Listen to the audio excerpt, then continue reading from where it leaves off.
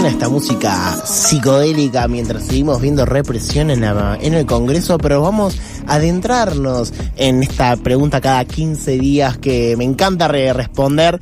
¿Para qué sirven nuestros clics?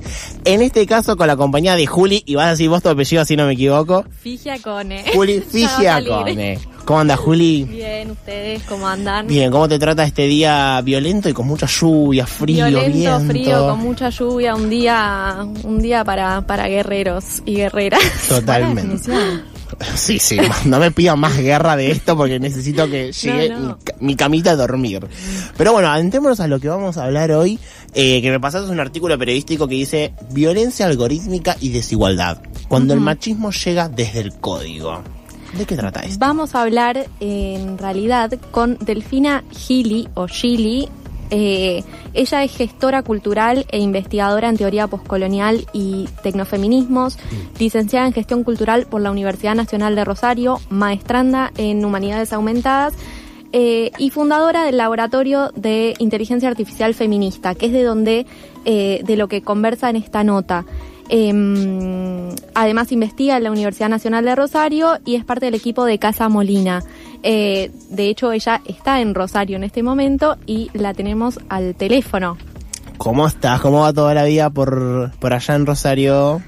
Hola chicos, ¿cómo están? ¿Se escucha bien? Perfecto, Delfi. Buenísimo. Todo bien por acá también, por suerte la marcha bastante tranquila, no como en Buenos Aires, y también estamos con mucho frío, así que acompañándolos en ese sentimiento. Acá estamos. Bueno, Delfi, contanos un poquito de este laboratorio de inteligencia artificial feminista y cómo es esto que hasta las máquinas se nos hicieron machistas. Sí, es tremendo. Bueno, yo vengo investigando desde mi tesina de grado y antes también con la inteligencia artificial y sobre todo con las imágenes. Particularmente laburo con la genealogía visual de la diferencia desde la pintura de castas, pasando por la fotografía neocolonial y terminando con las imágenes que producen las inteligencias artificiales. A partir de ahí, desarrollo mi tesina que se llama Colonialidad del Saber y Racismo Algorítmico, y en el último capítulo imagino un laboratorio de inteligencia artificial feminista como una forma de salida colectiva o de imaginación de un porvenir utópico, ¿no? Entonces lo que hago más o menos en septiembre del año pasado es publicar en LinkedIn que tenía ganas de armar un laboratorio con mujeres y disidencias latinoamericanas, porque estaba viendo que con el impacto de la inteligencia artificial, la discusión estaba monopolizada por miradas desde el norte global y que a nosotras nos trataban como simple consumidoras. O sea, no solamente por el hecho de ser mujeres y disidencias, sino también por ser latinoamericanas. Y bueno, a partir de ahí se empezaron a contactar conmigo un montón de mujeres de toda Latinoamérica y hoy en día somos más de 140, así que bueno, comenzó de forma muy vertiginosa y hoy en día seguimos creciendo.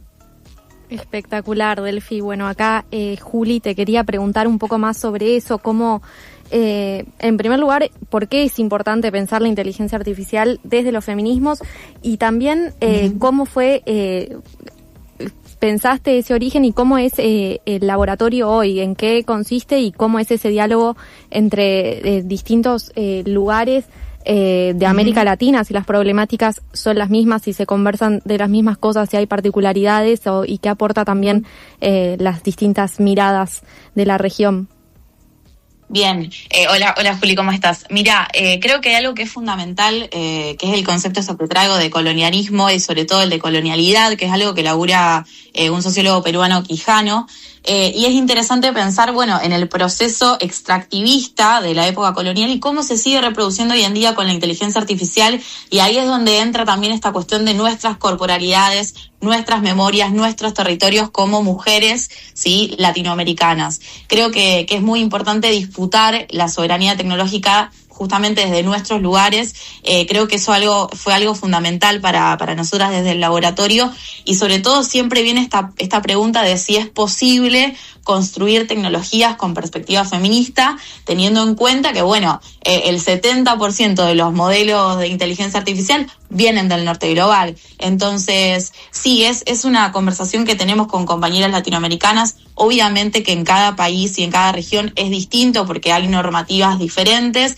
Bueno, nosotros por nuestra parte en Argentina estamos muy mal al respecto, necesitamos tener un apoyo estatal mucho más grande porque la realidad es que en cuanto a nuestros datos hay un peligro muy grande, que por eso les comentaba lo del extractivismo de datos, y me parece fundamental que nosotras como mujeres nos organicemos en colectivos autogestionados para, bueno, poder disputar esta soberanía tecnológica a través de la conversación, de lo transdisciplinar. Me parece que eso es muy importante. Buenísimo, Delphi. Y pensando en esto que compartís, y en la idea de las experiencias que en Argentina estamos en otra instancia quizás de esa discusión, ¿qué experiencias latinoamericanas ves que se pueden copiar o en qué nos podemos dialogar e influenciarnos entre la región, ¿no? Sí. Bueno, particularmente yo creo que el caso de Brasil es un caso para observar. De hecho, ahí comienza la Red Latinoamericana de Inteligencia Artificial Feminista, que bueno, vienen dando financiamiento a organizaciones feministas que trabajan con las tecnologías digitales. Me parece que es importante ver el caso de Brasil, yo siempre lo nombro. Y bueno, también, por ejemplo, en Chile se está desarrollando una inteligencia artificial que es la TAM-GPT, que igualmente hay organizaciones de Argentina y de otros países de Latinoamérica que están... tenemos a Laia ahí. A Laia también, eso justo les iba a comentar, que hace poquito me reuní con una de las chicas y me estuvieron comentando que bueno, que fue algo en ese sentido muy enriquecedor, porque desde todos los países de Latinoamérica fueron contribuyendo en este modelo, ¿no? Entonces, me parece que es esa forma, ¿no? La de construir desde lo colectivo y también lo interregional. Sí, y algo de esto como... Yo venía como escuchando e imaginándome un poquito esto. Fue inevitable pensar, los Simpsons siempre están presentes en todos estos casos, cuando... en otro contexto, obviamente, estaban en el capítulo en el que el señor Burns hace un montón de robots y se tiene que quedar con un humano para que imite el accionar, y se queda con Homero. Y las máquinas se quedan con lo peor de Homero, lo no funcional para lo que viene a ser el sistema, lo vago, lo borracho, lo machista también. Entonces, como esta cuestión y de también de cómo se involucran los cuerpos, recalcar mucho que no es tan aislada las inteligencias de lo que uno también le produce y le genera, y en un contexto hipermachista, como los datos en internet están cargados de esa cuota de machismo, ¿no? Totalmente.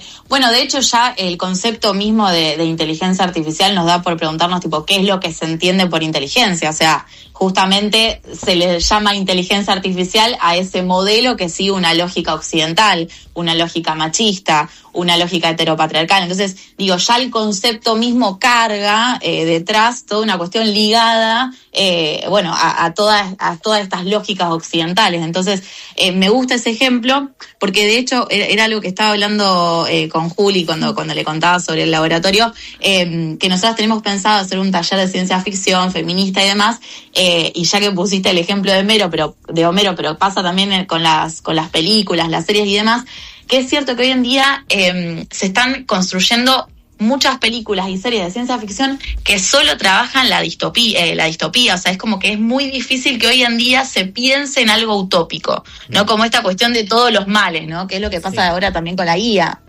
Sí, y esta cuestión social de que la IA es mala, la IA nos viene y lastimosamente no nos queda otra que ayornarnos a este contexto de inteligencia artificial. Me parece muy loco que no lo conversamos y trajo el ejemplo de Homero de los Simpsons, pero y te quería preguntar por eso, porque no solo me parece que lo habíamos conversado en relación con una de las actividades que ahora nos vas a contar más que están haciendo del laboratorio, que si querés contanos un poco más sobre eso, y pensar también como la ciencia ficción, qué lugar puede ocupar, y la idea de o la propuesta distópica o la propuesta también funcional a estos tecnomagnates, y no el cumplir un rol de crítica al presente, que quizás es algo que en otros momentos sí hizo la ciencia ficción, ¿no? Sí, totalmente. Bueno, de hecho, hace poco leía que como vos dijiste, estos grandes magnates de niños leían mucha ciencia ficción. Y eso no es un dato menor, o sea, digo, como pensemos que los que hoy en día están liderando el mundo son los que en su momento leían ciencia ficción. Y la ciencia ficción de antes, o en realidad durante décadas, sirvió justamente para imaginar mundos mejores. Y es como que hoy, lo que decíamos antes, solo sirve para fabricar distopías, y creo que eso también nos hace acostumbrarnos a estos futuros de vigilancia, estos futuros de colapso, que obviamente tienen un costo político, lo estamos viendo hoy en día. De hecho, bueno, no es casual lo que está pasando hoy también. No. Entonces, bueno, a ver, si no podemos imaginar un porvenir deseable, tampoco lo vamos a poder construir. O sea, es como, bueno, el pesimismo también es algo que se va entrenando. Entonces, por eso pensábamos en estos talleres de ciencia ficción feminista en traer mujeres que trabajen a la ciencia ficción, como por ejemplo Angélica Gorodiller, que bueno, ella es rosarina, así que bueno, obviamente le mandamos un saludo al cielo, pero realmente ella para nosotras es increíble y la tenemos pensada como una de las primeras lecturas para poder traer el tema de la ciencia ficción. Hermoso. Totalmente. Y ¿vos qué utopía te imaginás con la inteligencia artificial feminista? Qué hermosa pregunta.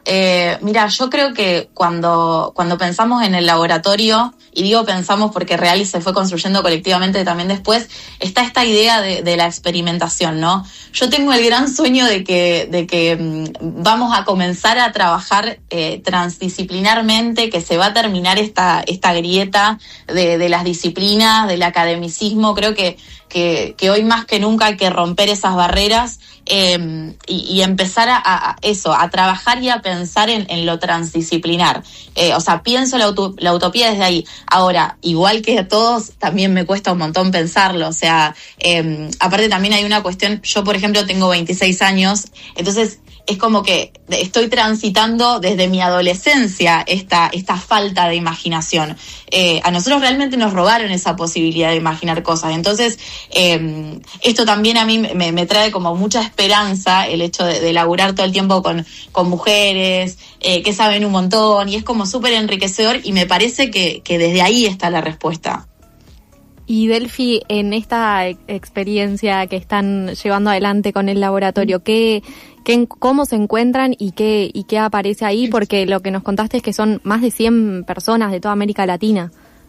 Sí, bueno, es medio un loco la parte de los meets y las reuniones, porque obviamente la única posibilidad es encontrarnos virtualmente, obviamente. Así que venimos haciendo reuniones. El año pasado hacíamos reuniones más seguidas, mensuales y demás. Y ahora, bueno, estamos como dándole más prioridad a una cuestión de la construcción de la identidad del laboratorio, que por ahí cuando apenas comenzó era como, bueno, tenemos que hacer. Y este año nos estamos permitiendo más en, bueno, construir, no sé, por ejemplo, un glosario tecnofeminista. Entonces, vamos trabajando por comisiones y hay diferentes proyectos que van funcionando paralelamente. Wow, sí. Y aparte, pensándolo esto de que uno capaz de afuera se cree de que todas estas cuestiones tecnológicas se piensan solo desde una mirada muy técnica, muy informática, y claramente lo que acá se está planteando es una mirada 100% social, que nada, yo estudié comunicación social y me he cansado de leer el Silicon Valley, me he cansado de leer la tecnología. Cuando lo nombraste al autor peruano Quijano, que dice una cadena, como dije, a este yo lo leí en la facu, a este lo conozco, así que, o sea, sin duda es algo que atraviesa a la sociedad en su conjunto. Y Delphi, dos preguntas más por mi parte. ¿Qué crees que, además de la ciencia ficción y de lo interdisciplinar, qué puede aportar el arte y la creatividad a este momento distópico que estamos viviendo? Y bueno, eso por ahora. Bien, bueno, yo tengo el gran sueño de que haya otra especie de vanguardias, tipo con manifiestos, como bueno, que aparezca un manifiesto cyborg, que aparezca un manifiesto. Creo que desde el arte me encantaría que pase eso. De hecho, sueño con obras que trabajen a la tecnología desde lo disruptivo. Hoy en día justo, bueno, hay un libro de Borisovich, de Hernán Borisovich, que es de la persistencia de la pregunta por el arte, digamos, ¿qué es arte hoy? Teniendo en cuenta que con la IA se pueden hacer un montón de obras, pero creo que, bueno, o sea, se pueden trabajar un montón de cuestiones en relación a la tecnología que, digamos, de forma crítica, obviamente, que me parece que está buenísimo para poder intervenir el presente. Digamos, sueño con vanguardias, con nuevas vanguardias. Artistas, escuchen, atención. Anoten. Okay. Anoten, chicos. Por favor, para Delphi. Así que, ¿algo más, Juli? Sí, que nos querés contar en qué andan ahora en el laboratorio, en qué proyectos están, qué están haciendo, y también si alguien se interesa, quiere contactar el laboratorio y a ustedes, ¿cómo pueden hacer? Bien, bueno, te cuento cómo nos pueden contactar y después lo retomo al final, tipo chivo. Nos encuentran en Instagram como Labia Feminista, que es una abreviatura del Laboratorio de Inteligencia Artificial Feminista, que así nos encuentran en LinkedIn también. Así que, bueno, cualquier cosa nos escriben por ahí, que estamos con las chicas siempre atentas.